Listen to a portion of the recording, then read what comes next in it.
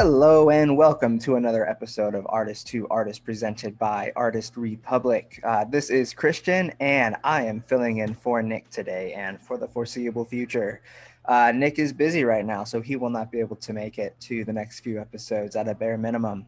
So hopefully we'll be getting a new podcast co-host in the meantime. We've been talking to this guy. His name's Ryan. He's an amazing fella. We will be talking to him and hopefully he becomes the next co-host just for a little bit to fill in for Nick. But in the meantime, we're just going to get right into this episode. So today's guest is Matt Jacoby. Matt has done it all from drumming to web development, content marketing, coaching, and even real estate. This stack of experience ultimately is driving his purpose in life to help musicians become better entrepreneurs and make music a real career. These driving factors led Matt to create 11 Music Career Center, one of our sponsors, by the way, along with the StreamTribe brand. So let's go ahead and just dive in, learn a bit about Matt, his company, and see what he's all about. I have been in music for as long as I can remember. If you want to go all the way back, I found interest in the drums in fifth grade. And here I am I turned 39 next month. So still going. So I picked up the drums in fifth grade, started in grade school band, ended up being really the primary drummer for my high school. I went to a really small high school, so I was the jazz band drummer, the concert band drummer, the pep band drummer, the musical drummer, pit band drummer. You named it, I had a drum in it. So I didn't really have a whole lot of options, but that was okay. It gave me a lot of experiences and a lot of different types of music and a lot of different just a lot of experience to really kind of pursue the next thing. From there, I actually joined my first band. I was at a private high school, but the rest of my band turned out to be at the public high school through a mutual friend connection, and we played together for, I believe, 2 years. We actually put out an 8-track album, complete with book and lyrics, like people used to do prior to the digital age. After that, I moved to Madison, about 2 hours south of where I grew up, and got interested in the music scene here. Really, started digging into who were the primary contacts, where should I go. During this time, I also ended up connecting with another band back up where I was from, so it was a little bit of a hike for band practicing, but that band actually did get scouted by Atlantic at one point, unfortunately shortly after I left, but that just kind of always seems to be the case. I didn't necessarily want to pursue being in a band as a job. The music industry on the business side spoke to me a lot more, and being in bands, 3 now total, really kind of lent itself to being on the artist side and then seeing what the struggles were there and then being able to accommodate that from the business angle. So Cool. That's awesome. And, you do find a lot of the times, people that go into music business at one point or another were on the artist side of things. Um, yeah. so I guess like diving in a little bit deeper, how did that perspective shift help you when you moved into more of the business side of the world? So I think I actually found maybe a little bit more of the love of the business side. Just to kind of maybe continue the original story, in my third band, I played drums for an R&B artist here in town. She was from Australia, moved back there, and that's why that band ended. But she did a lot of her own instruments in the studio because it was produced. It was more electronic production work versus live studio instrumentalists. And I took more of a liking towards the marketing and the business angle, just because that was more of my day job. On the professional side, I came from web development, self-taught web development, all the way through digital marketing, podcasting, and then entrepreneurialism, which is kind of where we're at now with what we do now for musicians. So um, it was, I'd say, it's one heck of a tangled weave from here to there. But I think that my path as a musician and as a music entrepreneur overlapped quite a bit, and I was able to see the benefits of one over the other. While I love my drums, I'm currently pursuing piano as well, which I've been told to do for the last 25 years, and I always wanted to for the last 25 years, so I'm due. But I don't miss packing a drum set up at 3 a.m. I don't miss the late night gigs. Especially having 3 kids, that is not something that's going to hand well in everyday life. So being able to still pursue music, helping other musicians and working it as a 9 to 5 is a lot more attractive. Sorry about that. I had to get my cat off the table. No problem. Saw that. No, that's a really cool perspective, I think. And I know there's a lot of younger guys who get into the music industry because they want to be artists, and uh, to them, that's the only way, right? Like, you have to be an Mhm. artist to be successful in this industry, when truly it's not the case. I mean, any job you can imagine, there's probably an equivalent in the music industry. And it's Mhm. it's one of those things that not a lot of people realize. I think personally, a lot of people, when they think of the music industry, even if they think outside of the artist realm, they think of a few things, right? Artists, managers, A&Rs, and label Mhm. executives. But there's so much more to that. And I guess from your perspective, what are some of those roles that you have seen and maybe even worked in? Yeah, so I'll probably kind of beat around the answer a little bit, but what we usually find with musicians is even if you don't find that music is working out for you, what you've done is pursued graphic design, web development, marketing, social media management, all of these things that come with being a musician these days. And now you actually have a resume for jobs outside the music industry or elsewhere. So don't limit yourself just because you were going for music and now you feel unqualified for other things. I mean, it's the music industry is, despite being creative, is also just as corporate as the rest of the corporate world. So I think you fit in anywhere if you have the experience. A lot of it's translatable. So you can have a desk job doing digital marketing, or you could do digital marketing for music. You could be doing event promotion for your company or event promotion for music. It. We've gotten so used to thinking that music is an entirely different beast than the rest of the world. And at a time, it kind of was. That's kind of the way that people angled it, positioned it. But what we like to say now is with the internet, it really leveled the playing field. And almost again with COVID, even it went first leveled the playing field in terms of DIY musicians being at the same level now as major label names, but you also now have major label names sharing tracks with starting live streamers and stuff that came out of the pandemic. So everything just kind of, there's at every pivot point, whether it's Napster changing the way things happened 2 decades ago to COVID changing things this past year. um, it's actually forcing an industry model change, and the big guys better keep up. At some point, you hear this a lot. I've seen this published on different music magazines online. Like, the music industry model has to change, and it's going to change whether they like it or not. It's just a matter of when it's going to break. Absolutely. So And yeah. it's interesting because even as somebody who came into the industry from a creative perspective, I've seen change in the last 5 years since I've been in it, and it just continues to do so. You Yeah. have, back in 2016 when I started, things were already changing, right? You had at around this time is when those digital distributors started cropping up. And so people were able to start posting their own music online. And, you know, personally, when I first got into the scene, I came into it as a festival photographer. So I would go and I would shoot for artists at festivals. Most of the artists at those festivals were like household EDM names. I was more in the EDM space. Gotcha. Um, and now after COVID, I'm starting to see more festivals and events pop up, and now you're starting to see these new names of people who Hmm. you never knew before. And the only reason they're on these lineups is because they use those platforms like digital distribution. And most of their career thus far has been digital because that turning point in their career happened during COVID.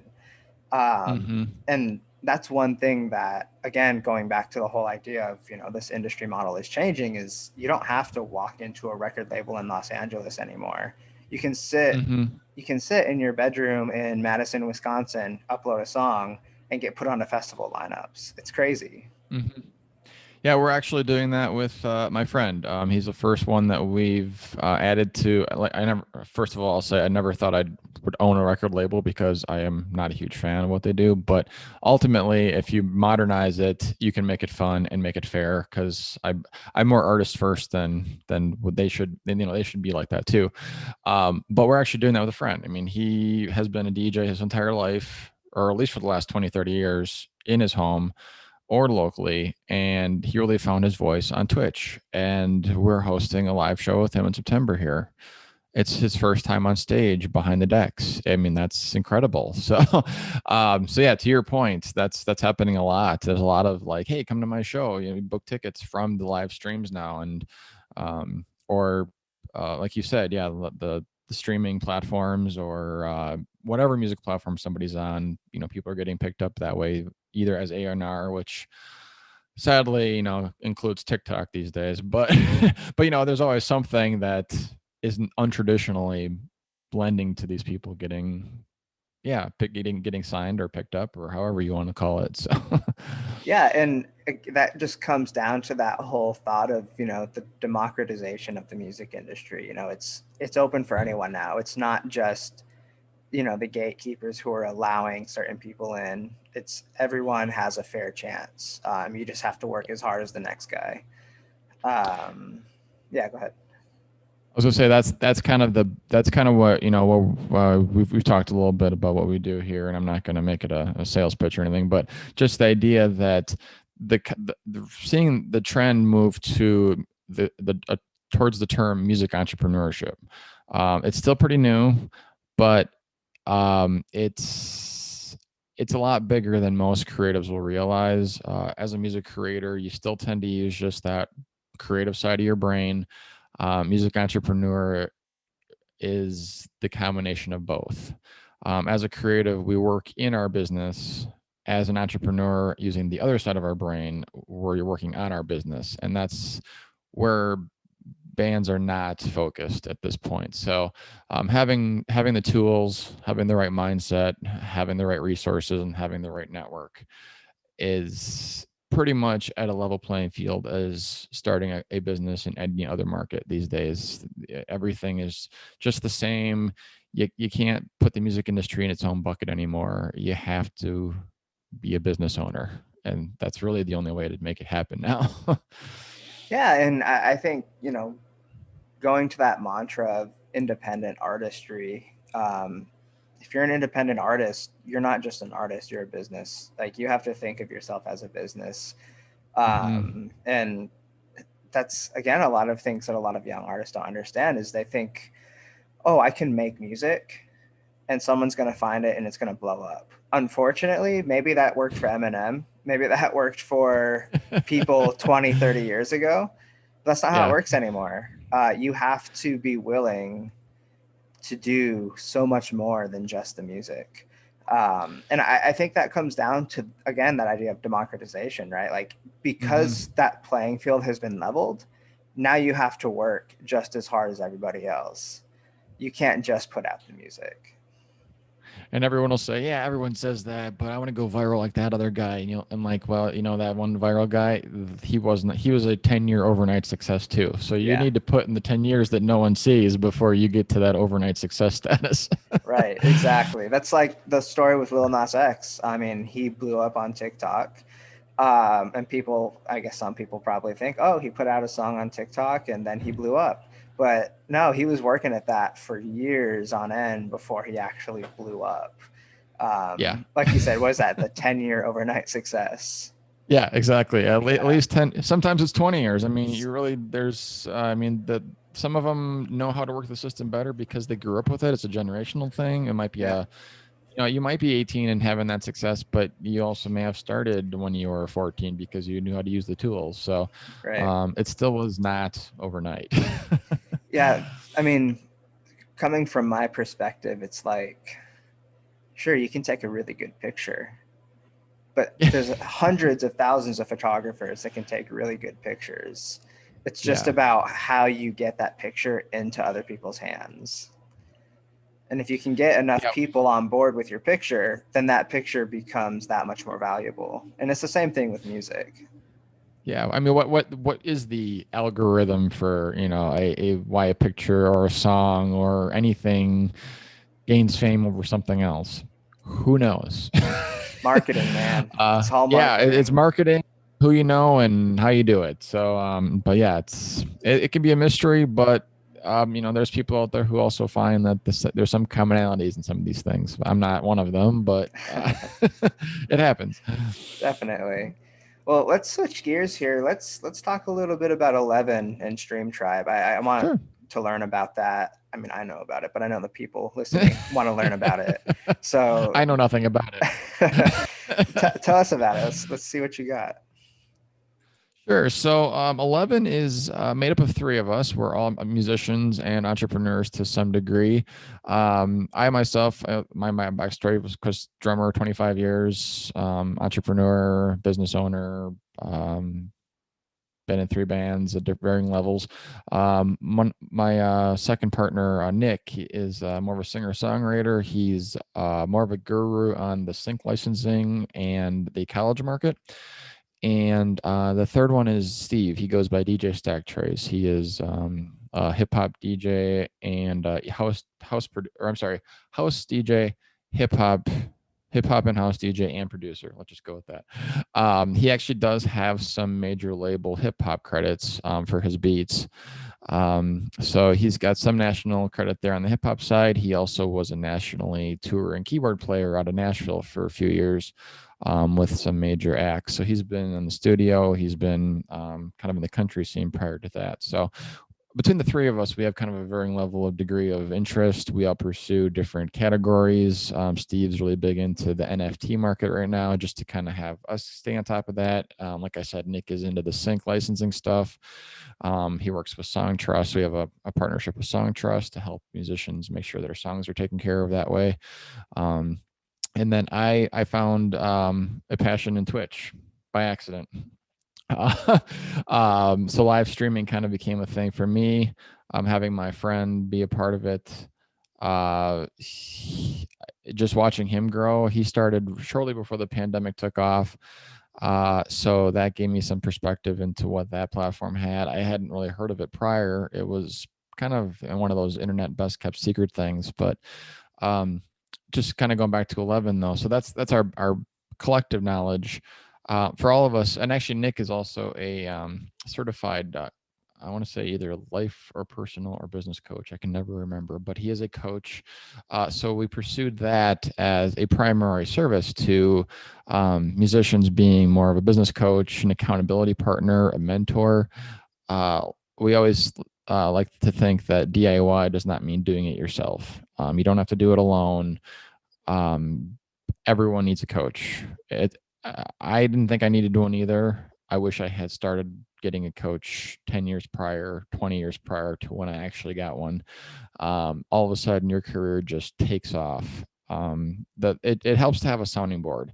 It helps to have someone give you different perspectives and different angles. It gets you over ruts quicker. It helps you move your needle faster, not to use so many different cheesy industry coined phrases, but they actually are true if you listen to them. So we felt that 11 was a great partner. We were well positioned. We actually found a little bit better positioning during COVID because all of a sudden all the live shows disappeared, but there were a lot of artists who still wanted to work on their business and make sure they stayed fresh and figure out other revenue streams. Since over 90% of the revenue in the industry was lost because of live shows disappearing, you realize how many people were not reliant on diversifying their income. And so having multiple income streams will help save you. That's kind of a safety net. So you lose the live show again, say we have a COVID relapse with all the variants for some reason at some point, which is very possible, this may happen again. I wouldn't say that we're out of the woods 100%, but just knowing that you have other things lined up and you're not going to burn again or burn all of your income again and be scrambling for another job somewhere else. We don't want to be in what we did last year. Um, so we also just recently launched online courses as well. So it's kind of a do-it-yourself model. We plan on adding coaching sessions to that as well. But ideally, there's a self-driven option, and then there's a mentoring option. So we want to make sure we kind of meet people where they're at. We'll start out our coaching with artists, like with a 30-minute consultation that's free. So what can we do for you? Where are you at today? Does this make sense? Are we a good fit? A lot of the times there's a lot of people who are looking for that overnight sensation status and they're not good fits. So we're kind of saving our own time and our own effort and looking for the people who are truly in it to win it for the long haul. It is something that if you have the passion for it, you need to put the time in, like we said, the 10-15 year overnight success. We hope that with coaching it's a lot shorter timeline, but it isn't going to be months. It's still going to be much longer than that. So, but it does help to have friends to help you through it. So, I can stop there. I know I'm kind of rambling a little bit, but No, it's all really good stuff. I was yeah. just gonna ask, from your experiences, what are some of the success stories that you guys have had? Yeah, so during COVID, we did help a couple people. One of them, we helped with search engine optimization via YouTube, so video SEO. They saw some viral, I won't say viral, but in viral in their sense, where their videos went up in traffic, or their latest, or some of their videos had greater success than others. So being able to help with working with tools like that better that are out there for YouTube, gaining that visibility. We helped one girl actually launch a Patreon, and that replaced a chunk of her lost revenues to live shows in a very short time because she had already built the fan base from her shows. So all she had to do was hit up her mailing list, and within a week or two, she kind of had some of that back. So that was very successful to help her with that. And at the same time, she was building a in-home studio, renovating her living room into her studio, and so she needed that extra income to cover the build up project. She had actually been, I believe, a chemist or a physicist or something scientific before that, and she ended up switching 100%. So her music was entirely her job. So to lose her live shows was a big deal, and to gain Patreon subscribers was also a very big deal since that was her only income. Trying to think, we're currently actually working with someone who is I almost want to put him on a monthly plan because he just keeps renewing. Because what we do is we do short, like uh, 3 session packs for $150. So roughly $50 an hour, basically, and you can use them as you want. But we're ready to put some people like this guy on a monthly just because he just keeps going. But just to have that sounding board, what do I do? We've almost had to do a little bit of life coaching with him because he's been in a band for 20 years. They have a really good reputation locally, but he's also looking to have just a solo career as well. And like, how do I, what does this mean for me? Why am I doing this for myself? It's almost a soul searching process to try and separate that. Um, so if you're finding that, like, it's just the career, the production and marketing loop where you do it a week in and week out, and that's not going to work forever. I mean, there's a lot more to it. There's a lot deep down. People don't think it.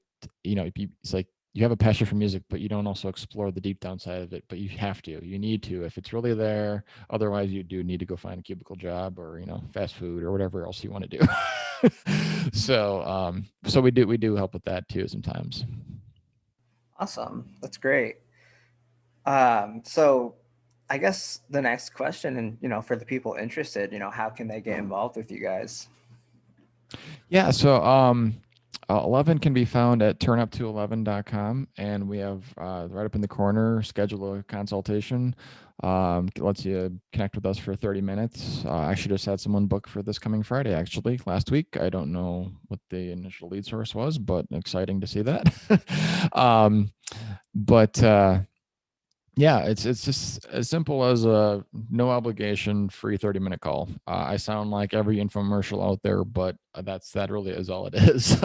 If it's something that we feel like we can help with, let's talk about next steps. If it's something we don't feel like is a good fit, or you're not quite there yet, we're happy to give you some resources to get you there. Send you off with some homework, or we can connect you with somebody else who might be a better fit. But ultimately, we'll tell you if it's going to work out. We want you. We're always there for the artist. We're not there to make money. It's all about their career. It's their option. It's their how they're going to spend the rest of their life. We're not going to mess that up for any reason. So Yeah. Yeah, sure thing. That's fantastic, man. Cool. Well, it looks like we're starting to run up on the 30-40 minute time frame. sure, So I'm going to ask you my last question and then we can wrap it up. So sure. my last question, and I'm sure you have a big answer for this one, is, what is one piece of advice that you would give to somebody that's listening to this? Maybe a small artist, maybe they're mid-range, you never know.